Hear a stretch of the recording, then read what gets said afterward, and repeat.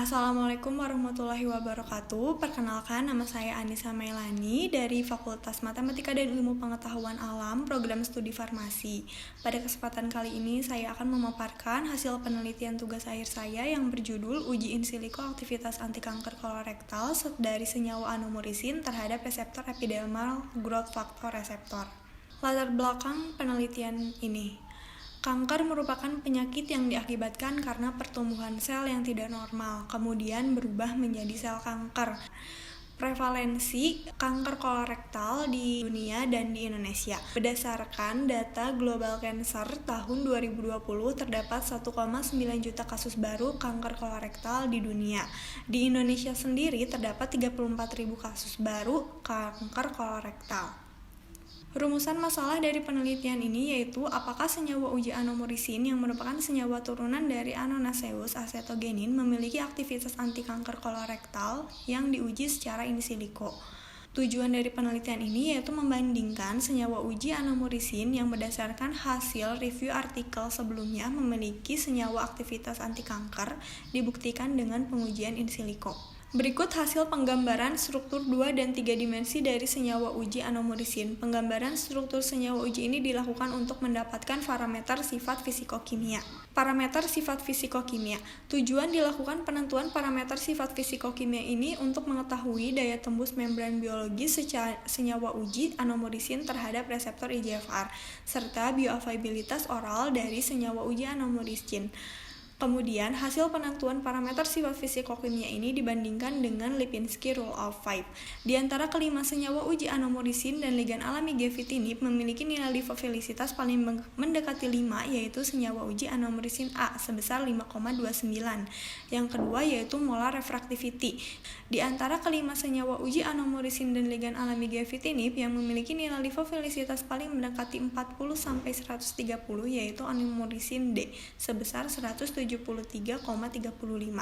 Yang ketiga yaitu bobot molekul. Di antara kelima senyawa uji anomorisin dan ligan alami gefitinib yang memiliki nilai lipovilisitas paling mendekati 500 gram per mol yaitu senyawa uji anomorisin A dan D sebesar 612,89 gram per mol. Optimasi geometri senyawa uji. Tujuan optimasi geometri ini agar memperoleh konformasi struktur yang paling stabil dengan metode density functional theory atau DFT basis set 321G. Optimasi geometri ini diperoleh data energi total terendah dan selisih dari homolumo. Energi total. Di antara kelima senyawa uji anomorisin yang memiliki nilai energi paling rendah yaitu anomorisin D sebesar negatif 1963,32 kJ per mol, tetapi masih lebih rendah ligan alaminya yaitu sebesar negatif 1847,60 kJ per mol. Selisih homolumo.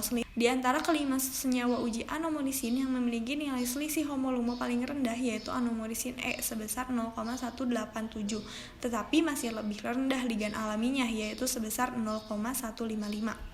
Validasi metode docking. Dari hasil metode docking ini dapat dikatakan memenuhi persyaratan karena nilai RMSD kurang dari 2 Armstrong, yang berarti metode docking yang digunakan sudah memenuhi syarat karena semakin kecil nilai RMSD menunjukkan posisi ligan hasil docking semakin mendekati posisi ligan aslinya.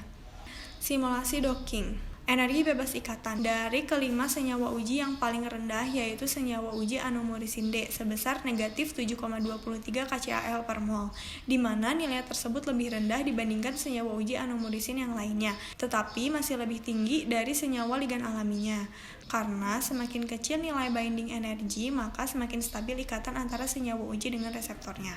Selanjutnya, konstanta inhibisi. Dari kelima senyawa uji yang paling rendah yaitu senyawa uji anomorisin D sebesar 5,01 mikromolar, di mana nilai tersebut lebih rendah dibandingkan senyawa uji anomorisin yang lainnya.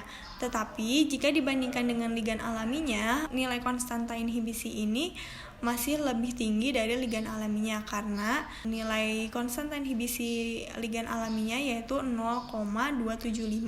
Karena semakin rendah nilai konstanta inhibisi ini, maka semakin efektif aktivitas penghambatannya. Berikut prediksi toksisitas dari senyawa uji dan ligan alami.